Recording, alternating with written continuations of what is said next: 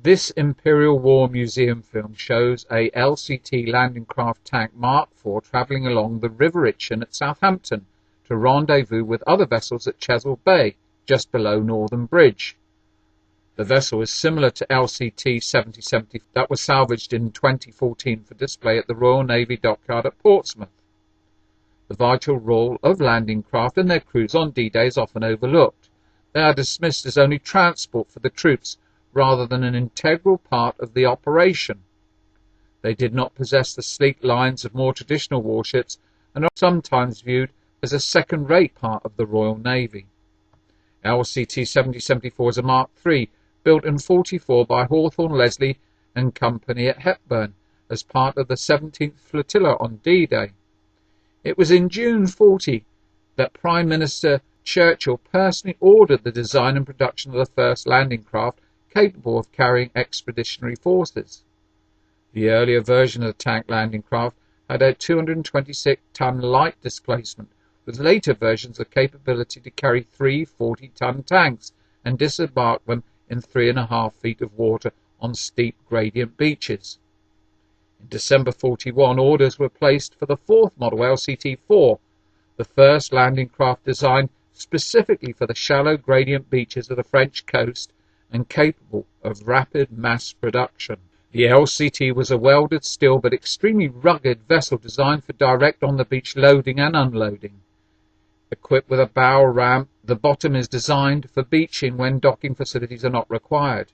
They were propelled by 3 screws, each driven by a single 225 horsepower grey marine diesel engine that developed a maximum speed of approximately 9 knots.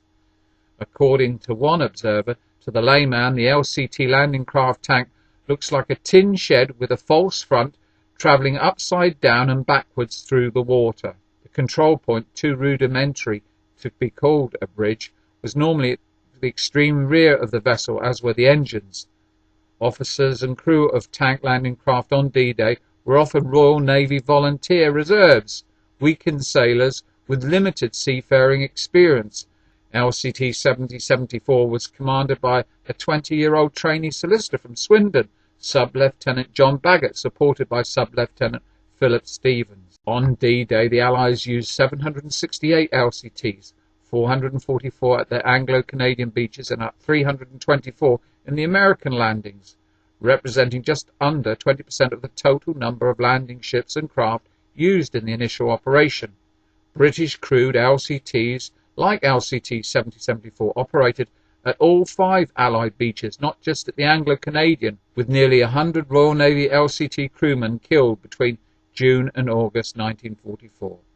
The site of the Second World War Embarkation Hard at Northam, known as S3, was located close to the present-day football stadium. Built for the Admiralty between 1942 and 43, it was a 2-berth hard for landing ships carrying tanks and consisted of a concrete loading ramp equipped with steel-framed mooring points. In the film, vessels can be seen assembling at Chessel Bay on the River Itchen. However, D-Day was not an end in itself, but the beginning of a long campaign. The Allies' first objective was to gain a beachhead so that they could not be pushed back into the sea. This involved the Allies bringing troops and supplies to Normandy by sea faster than the Germans could bring them by land, and the hards, like the one at Northam, were in constant use by American as well as British and Canadian forces. On D-Day +1, LCT 7074 carried 10 Sherman tanks of the British 7th Armoured Division bound for Gold Beach, and altogether crossed the Channel 32 times, and is the only LCT from the Normandy campaign that survives anywhere in the world today.